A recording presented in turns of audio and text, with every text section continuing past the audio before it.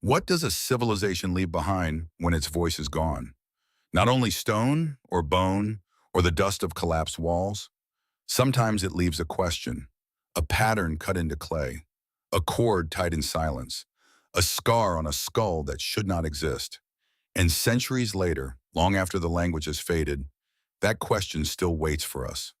Across deserts, jungles, river valleys, and high mountain roads, human beings once looked at the world with an intensity that feels strangely familiar.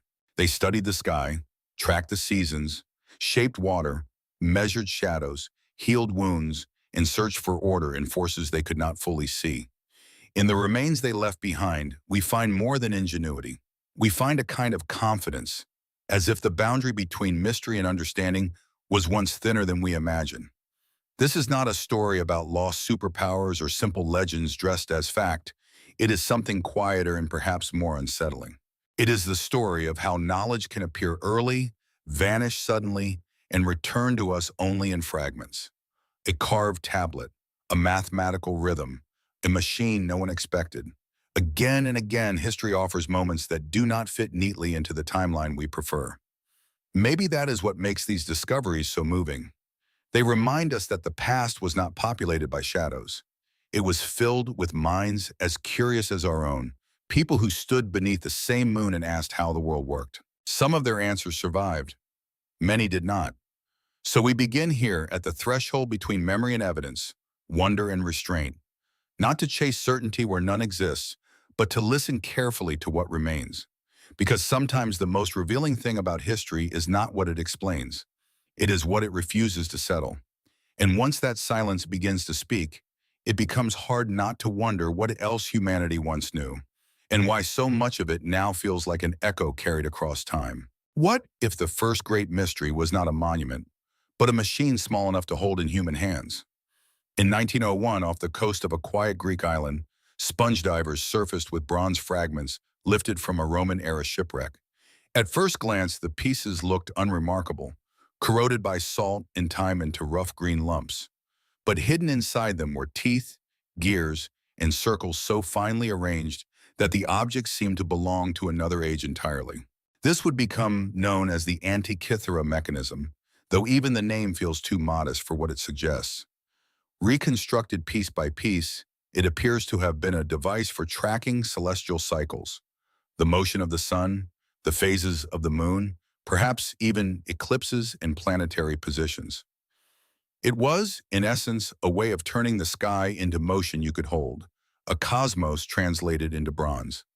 The deeper scholars looked, the more astonishing it became. This was not a decorative curiosity. It was a working model of prediction, built with mathematical confidence and mechanical elegance. It implied craftsmen who understood precision, astronomers who could calculate repeating patterns, and a culture willing to turn abstract knowledge into physical form. Not magic, not myth, engineering. And yet the most haunting part is not that it existed. It is that so little like it survived. The mechanism feels less like an isolated miracle than like a survivor from a lost tradition. If one such instrument crossed the sea in a merchant vessel, how many others once sat in workshops, libraries, or as private rooms, quietly teaching their owners how to read the heavens? The wreck kept its secret for 2,000 years. And when it finally spoke, it unsettled the timeline we tell ourselves about progress. We like to imagine knowledge moving forward in a steady climb. But history is rarely so obedient. Sometimes it blooms, disappears, and leaves behind only one impossible object to prove it was ever there. In that way, the Antikythera Mechanism is more than an invention. It is a reminder that brilliance is not owned by the modern world. It can flare in any century, then sink beneath the water, waiting for chance to bring it back into the light. What if the sky became predictable, not through machines, but through patience? Long before bronze gears turned celestial models in human hands, there were watchers in Mesopotamia who climbed temple platforms night after night and trusted memory, pattern, and number. Picture Babylon after sunset. The heat of the day is leaving the stone. Above the river plains, the darkness sharpens, and the stars appear with a clarity few modern eyes will ever know. Scribes sit with clay tablets on their knees, marking intervals, recording disappearances, returns, and strange repetitions in the moon's behavior. To them, the heavens were not chaos. They were a language with grammar. For generations, those observations accumulated. What began as watching became comparison. What became comparison became mathematics. And eventually, the Babylonians learned that eclipses were not random omens dropped from an angry sky. They followed cycles. They could be anticipated.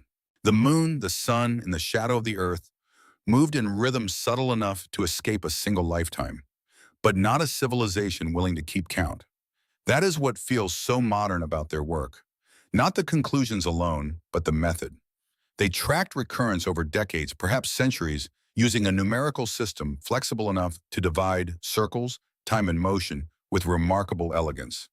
In their base 60 world, astronomy and arithmetic met each other naturally. The hour, the minute, the geometry of angles all seem to carry their fingerprint even now. And yet there is something humbling in this achievement. These were not people looking through telescopes. They were looking up and then inward, trusting that the human mind could meet the universe halfway. They turned repetition into foresight. They converted awe into calculation. Maybe that is why their story still matters. It reminds us that intelligence is not only invention, sometimes it is endurance, the willingness to observe long enough for mystery to reveal its pattern. And once a culture learns that even darkness has a schedule, what else begins to feel knowable? What if the most advanced record of a civilization was made not of words, but of knots? High in the Andes, where mountain light falls hard across stone and grass, the Inca built an empire without a conventional written script. No alphabet, no carved chronicles in the familiar sense. And yet they governed vast distances, collected tribute, counted labor, and organized lives across some of the most difficult terrain on Earth.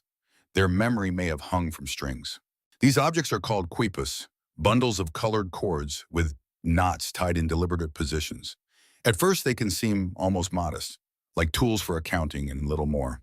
Many scholars agree they were used to record quantities, harvests, storehouses, census data, obligations owed to the state. A knot placed here, a color chosen there, a decimal structure running through the hands of trained readers. Information carried lightly. But the deeper mystery lies in the possibility that quipus held more than numbers. Some researchers have wondered whether they preserved categories, narratives, or even names and histories now lost to us. If that is true, then entire archives once existed in textile form, suspended rather than inscribed, soft where we expect permanence, portable where we expect stone. There is something poignant in that thought. We often assume memory becomes real only when it is written in marks we can still decode. But perhaps the Inca preserved reality through touch, tension, and pattern. Perhaps knowledge lived in fingers as much as in eyes. A trained official could read what to us appears silent, just as a musician reads meaning in notes that to another person are only shapes. And then came rupture, conquest, disease, upheaval, and the collapse of institutions that knew how to interpret these chords. Once the readers disappeared, the knots remained, but their voice dimmed. What survives now is beautiful and incomplete, a system hovering just beyond full understanding. Quipus ask us to widen our imagination. They suggest that human intelligence does not always leave behind a library we can enter. Sometimes it leaves a thread, and sometimes the deepest loss is not the object itself, but the living knowledge that once made it speak. What if healing began with an act that looks, at first, impossible to accept? In museum drawers and archaeological collections around the world, there are ancient skulls marked by clean openings, round, square, sometimes carefully scraped into bone. The procedure is called trepanation, and it reaches across continents and millennia, from prehistoric Europe to the Andes and beyond. To modern eyes, it can feel almost unbearable. The idea that people opened the human skull long before anesthesia, antiseptics, or modern surgery. And yet the evidence refuses to stay simple. Many of these skulls show signs of healing around the edges, proof that the person survived not only the operation, but often long enough for bone to begin knitting itself back together. That detail changes everything. This was not always an act performed at the edge of death. In some cases, it may have been a treatment for injury, fractures, swelling, pain after combat or accident. In others, perhaps it was something more difficult to define. an attempt to address seizures, headaches, or mental distress through the language available at the time. The tension lives there, between medicine and meaning. Ancient people did not separate the body from the unseen world in the way modern science often tries to do.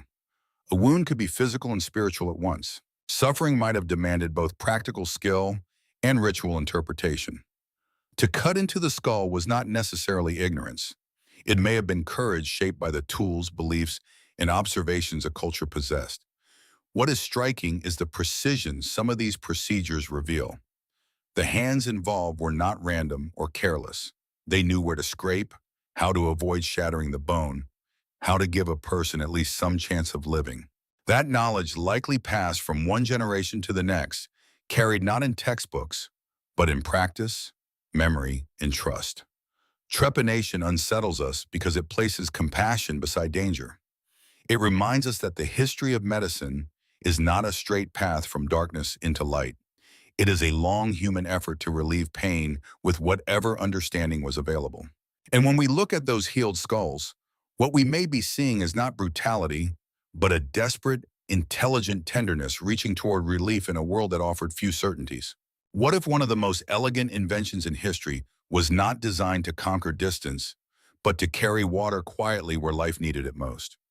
In the dry landscapes of the ancient world, survival depended less on grand declarations than on subtle control, knowing how to guide what was scarce, protect it from heat, and share it across fields, homes, and cities. Some of the most remarkable answers came from underground. Across Persia and other arid regions, ancient engineers developed Qanats, gently sloping tunnels cut beneath the earth, designed to bring groundwater from upland aquifers to settlements below. From the surface, they announced themselves only through a line of circular shafts, like punctuation marks across the desert. But below, out of sight, a hidden river moved through human intention. The brilliance of the system was almost humble. By carrying water underground, Qanats reduced evaporation under a punishing sun. They required careful surveying, deep knowledge of slope, soil, and stone, and a collective discipline to build and maintain. This was engineering in service of continuity. No spectacle, no monument to power, just a steady arrival of water where none seemed possible. And yet there is something deeply moving in that restraint. Civilizations are often remembered for what rises: temples, walls, statues, towers. But some of their finest intelligence moved downward into darkness, solving a problem so fundamental it became nearly invisible once it worked. A field turned green, a town endured. A route of settlement became possible because someone had understood that mastery sometimes means cooperating with the landscape rather than forcing it. The Qanat also reveals how technology can become part of a moral world. Water systems are never only technical. They shape communities, labor, ownership, trust. To distribute water is to decide how people live together. In that sense, these tunnels carried more than moisture. They carried a social contract etched into earth. Many still survive, though some have fallen silent. Their presence reminds us that ancient invention was not always about dramatic breakthroughs. Sometimes it was about patience, geometry, and respect for fragile resources. And perhaps that is why these hidden channels still speak so clearly to the present. They ask whether progress is measured by what dazzles us, or by what quietly allows life to continue. What if a city could disappear at noon, not because it had fallen, but because it had learned how to live with light? In the ancient world, architecture was never only shelter.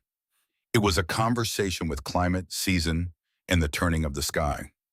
Long before electricity and modern ventilation, builders understood that survival often depended on shaping shadow as carefully as stone. In places of intense heat, ancient architects designed homes, courtyards, and public spaces that seemed to breathe. Thick walls delayed the sun's force. Narrow streets created ribbons of shade. Openings were placed to draw air through interior rooms, turning wind into an invisible partner. In some regions, towers caught the faintest currents and pulled them downward, cooling what would otherwise become unbearable. The result was not luxury in the modern sense. It was intelligence made habitable. What makes these systems remarkable is how little waste they required. They did not overpower the environment. They studied it. A building became a seasonal instrument, tuned to sun angle, local material, and the daily movement of air. The best structures did not stand against nature like a challenge. They stood within it, adjusting human life to rhythms already present in the land. There is a quiet dignity in that approach. Modernity often celebrates control, the ability to erase climate with enough machinery and fuel. Ancient design suggests another form of mastery: observation, restraint, and adaptation. It asks what happens when people stop treating weather as an inconvenience and begin treating it as a teacher.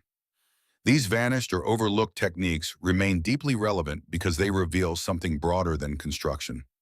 They show that knowledge can be embedded in ordinary life so thoroughly it becomes almost invisible.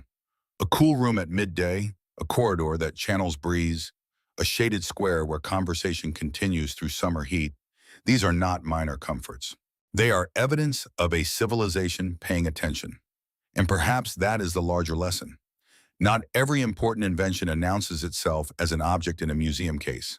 Some become part of a place so fully woven into daily existence that only their absence is noticed. When that kind of knowledge is lost, what disappears is not merely technique.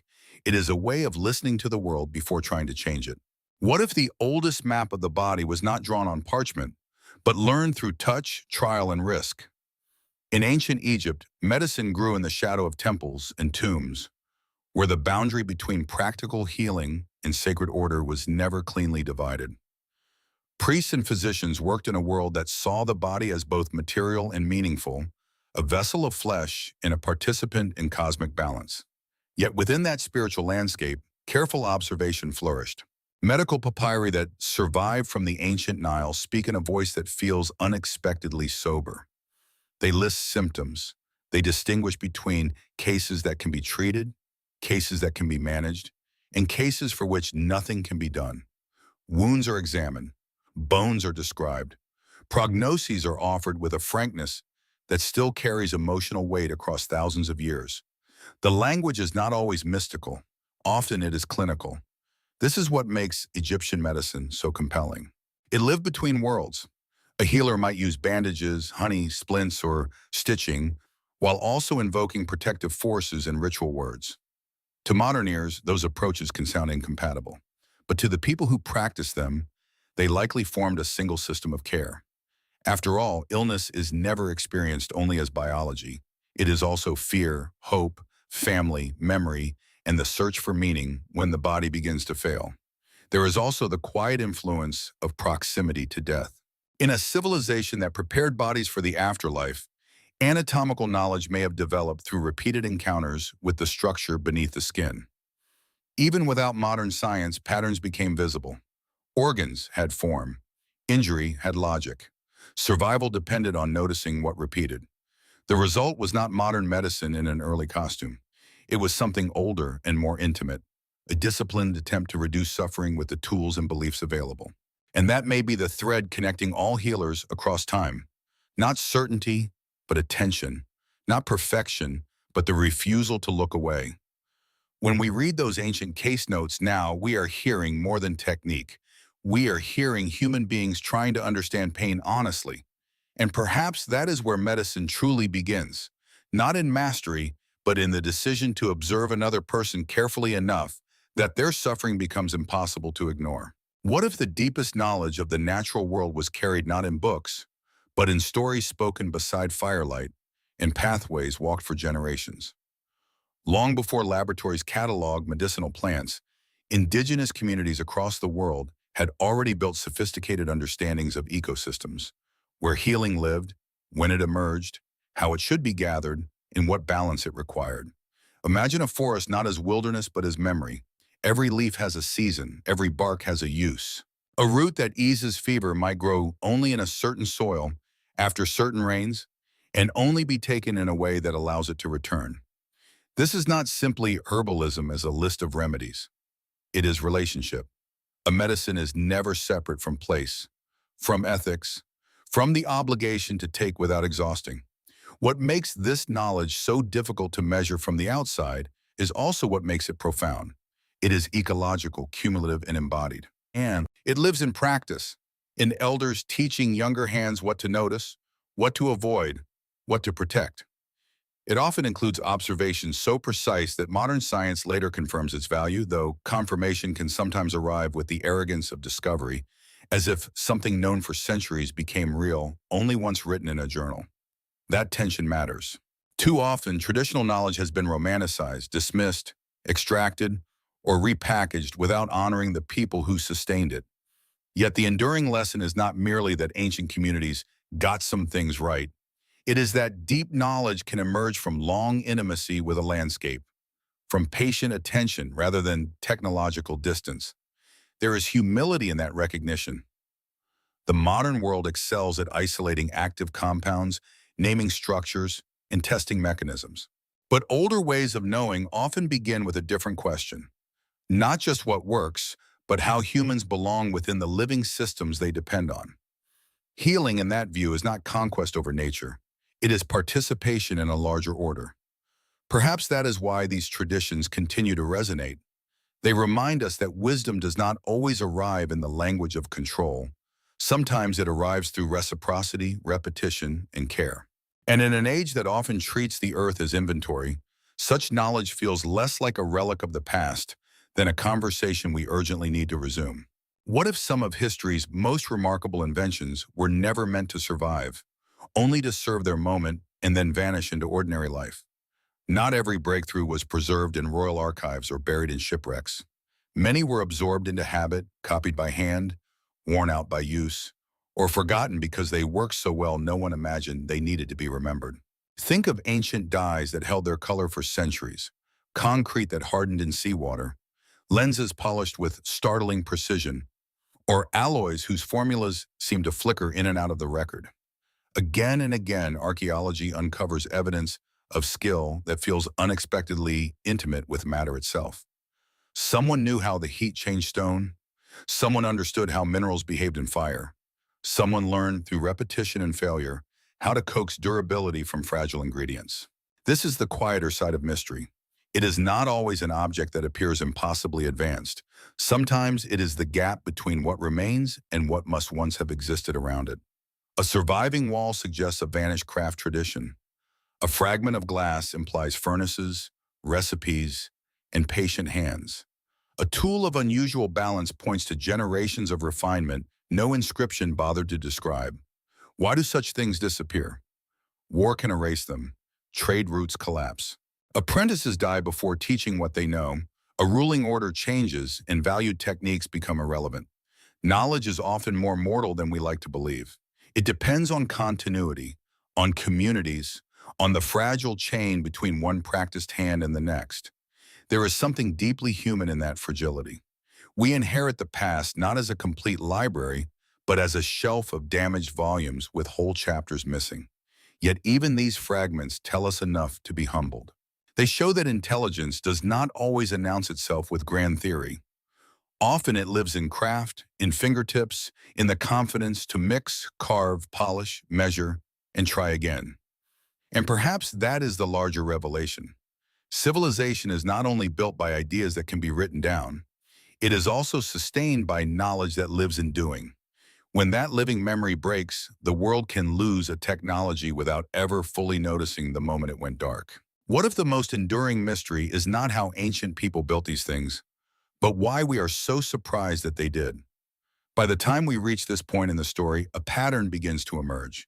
Different continents, different eras, different materials. And yet the same truth keeps surfacing. Human beings have long been capable of far more precision, imagination, and disciplined observation than later generations often assume. This is where the past becomes a mirror. We tend to divide history into neat categories: primitive and advanced, early and mature, darkness and enlightenment. But real civilizations do not move in straight lines. They improvise, they flourish, they forget, they recover. A brilliant method can exist in one century and vanish in the next, not because it was impossible, but because history is fragile. There is comfort in thinking that knowledge accumulates like a staircase, each generation standing securely above the last. But the evidence is more complicated. Libraries burn, empires fracture, languages die. Skilled traditions dissolve when the communities that carry them are broken apart. What survives is often accidental. A ship sinks, a skull endures, a knot remains tied, a tunnel still carries water. And this changes how we should listen to the past, not with gullibility and not with condescension either. The goal is not to turn every unanswered question into fantasy. It is to accept that people long gone may have understood parts of the world with a depth we can still recognize, even when we no longer possess the full map of how they arrived there. In that sense, these inventions are not merely puzzles for archaeologists. They are reminders that intelligence is a human inheritance, widely shared across time. The distance between us and them is real, but it is not the distance between wisdom and ignorance. It is the distance between one set of surviving fragments and another. And perhaps that is why these old creations continue to move us. They do more than complicate history. They restore dignity to those who came before us, asking whether the true mystery was ever their capability at all, or simply our habit of underestimating it. What if the true shape of history is not a line, but a tide, advancing, receding, and leaving unexpected things behind on the shore? Once that idea takes hold, the past begins to feel less settled. We no longer see ancient inventions as isolated curiosities. We begin to see them as evidence of rhythms, moments when human attention sharpened, when a culture learned to read the world with unusual clarity, and then moments when that clarity dimmed or scattered.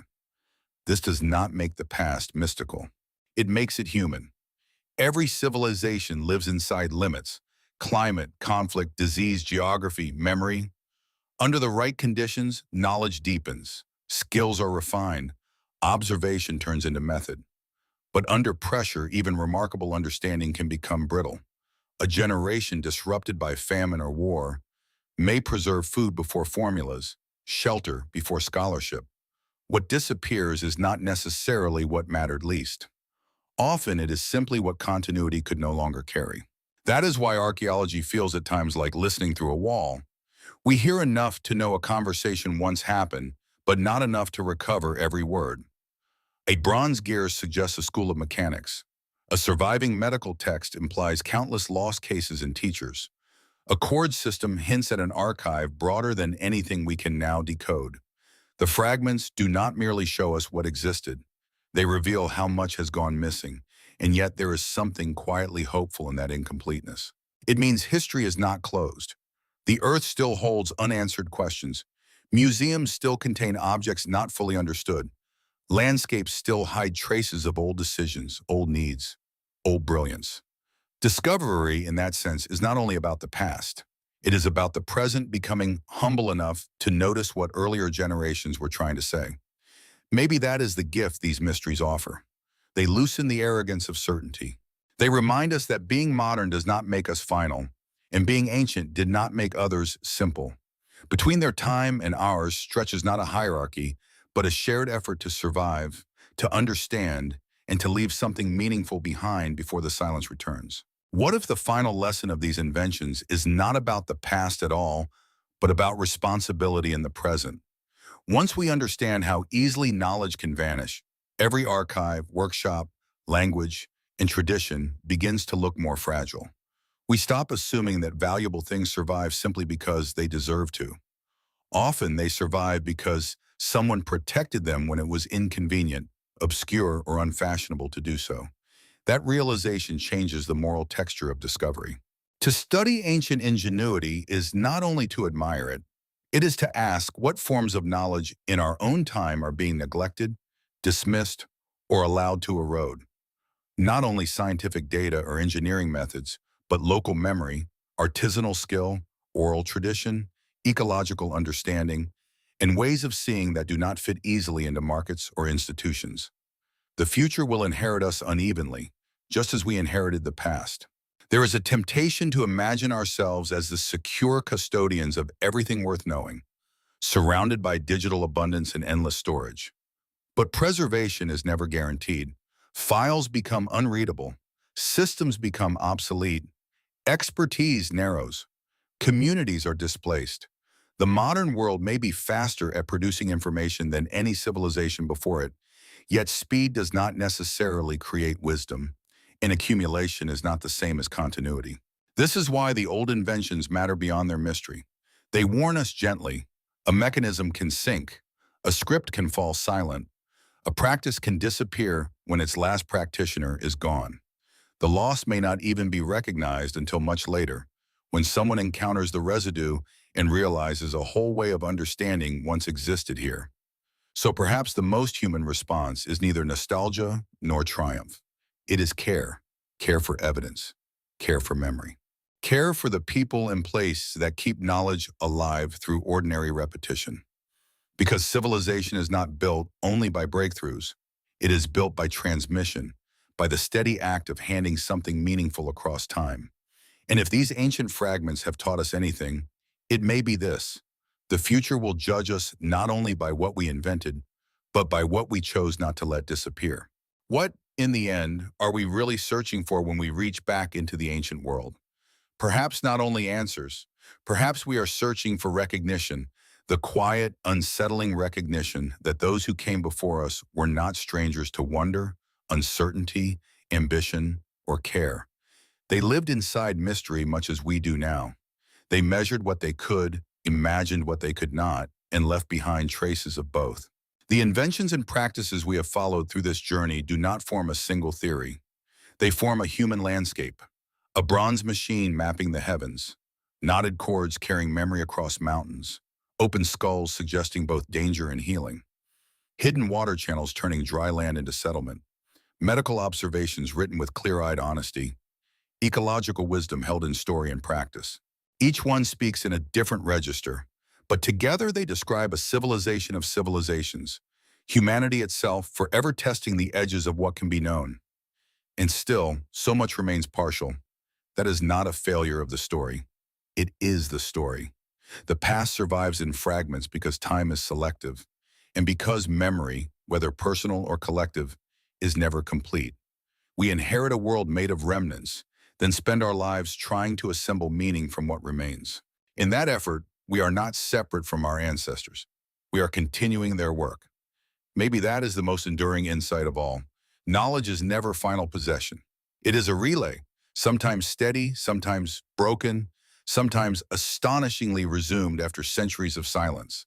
What matters is not that every mystery be solved, but that we remain worthy of them, careful in our interpretations, honest about uncertainty, and open to the dignity of minds unlike our own. So the story closes where it began, with a question rather than a conclusion. What else has been forgotten? What forms of wisdom are we overlooking now? And when future generations look back at us through the fragments we leave behind, will they see a civilization that merely accumulated information? Or one that understood how deeply human it is to seek truth, preserve memory, and pass wonder forward into the dark?